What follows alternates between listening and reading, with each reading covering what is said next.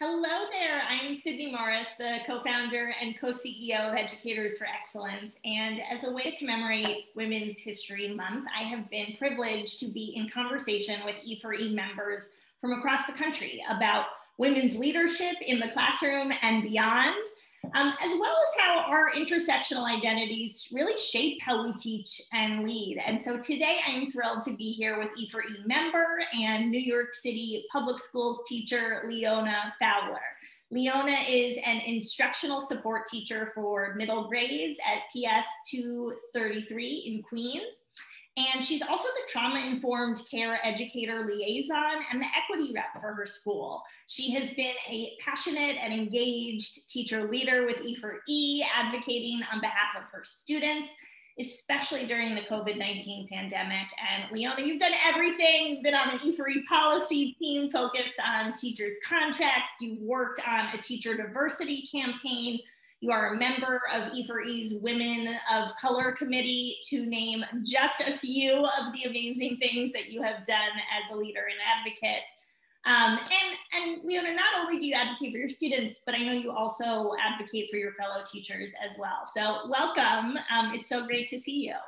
It's a pleasure to be here today. I'm excited. Awesome. Well, to dive right in, I thought it would be great if you could maybe tell us a bit about your students at PS 233, a bit about yourself, and maybe about how you're intersecting identities, whether that's as a woman, as a person of color, other identities that you hold. How do those inform how you teach and how you advocate for your students? Oh, sure. No problem. So I've been teaching for 10 years. Going into my 11th year. This June will mark the end of year 10. And I'm considered a career changer. I'm a New York City teaching fellow. So prior to teaching, I was in corporate America, but you got to answer your passion, your call.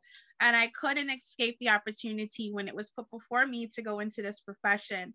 Never knew that special ed would be that driving force of a lot of the work that I do in education regarding advocacy. That has become such a strong passion for me. And like you mentioned, Sydney, that's not advocating for the students, but advocating for the educators that have to teach the students. And just to give you a small glimpse of my population that I have, that I'm a part of, again, like you said, middle school level. So it's students with severe cognitive disability. They have severe cognitive delays, whether it's a traumatic brain injury, it's something that happens during birth.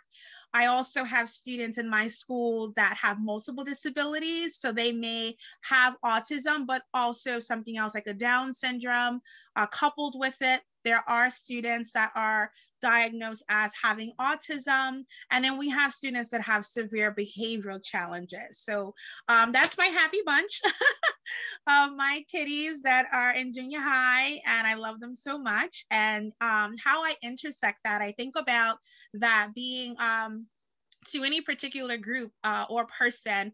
I'm a woman, and then I'm a woman of color. And to some, that could already present several disadvantages to me. So I have to think about daily how students with disabilities are presented with struggles and disadvantages possibly in what they may be attempting, or their families attempting to do, that presents like some kind of struggle or some kind of notion that they need someone to advocate for them. So I always try to remember that when I'm with my students, that not only is Miss Leona going to be, because we call each other by our first names, Miss and Mr. whoever.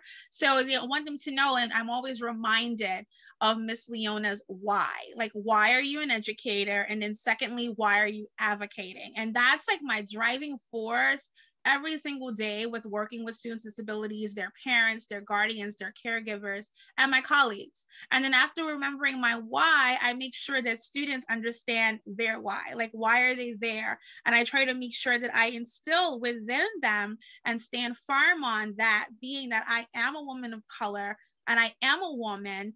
And so some say double negative. I hate to say that. I say it's double glory, like it's even better. And so are my students. They're just so gifted within their disability. It's such ability within that. And it's allowed me to celebrate the small things as big things. And I really want it known that you cultivate self-awareness within them as I cultivate and share my own story. Also, I see their strengths. I provide to them the mirrors and the windows that they need, that they may not get anywhere else. I also build trusting relationships. And then I teach them how to build relationships. And from there, we incorporate their social emotional learning and just all kind of stuff. And then you can use these things in your daily life. Who doesn't have to learn how to foster relationships? Who doesn't have to remember their self-awareness? And that pushes my advocacy work, that pushes my teaching. Your passion for what you do is just so infectious. It's coming through my computer screen. So much. You know, it is true that you can't be what you can't see. And that's it. There you go. The importance of representation in our schools, in our classrooms, in our teaching force, because our kids need to see leaders. Absolutely. That they can relate to, that look like them, that share their identities. And so I'd love to hear a bit about how you think of yourself as a mentor, as a role model for the young women in your life and in your school. And what does that look like for you? Well, for me, I'm just so thankful for that, because I do consider myself as a mentor. I do consider myself as a role model. And I think that is just, it fills me with such gratitude. Just the fact that I've carried myself in a way that a young woman, a young girl, and even my fellow colleagues may want to mirror or model, or may want to just learn from or glean from, to say, how do you do that? How do you keep positivity or a smile? Like, show me that. What is that? And that's like a blessing to me. That doesn't happen easy. And it causes me to stay in a constant state of reflection, to make sure that I am living that life that I would want someone to want to model after. And I do not take that charge lightly at all. And I try to put that in curriculum design too, like lending my voice. I'm fortunate to be on the curriculum team for almost as long as my teaching career. So maybe 9 years, because I got on really early on, got involved in committee work right out of the gate, just something that happened. And I've been on ever since. And I'm so grateful for that, because again, I always stay in a state of gratitude. And I'm just so grateful for that it allows me to lend my voice, and that people want to say, like, what do you think should be a topic? And especially now, I'm like, whatever students feel is relevant, that is so key. Whatever is responding to their culture, that is another key. And whatever can show them represented in the work that we do. And, you know, that allows me, being able to be in that role model, that mentor position, I can say those things, and I'm grateful for that. Absolutely. So, as you likely know, 76% of teachers are women.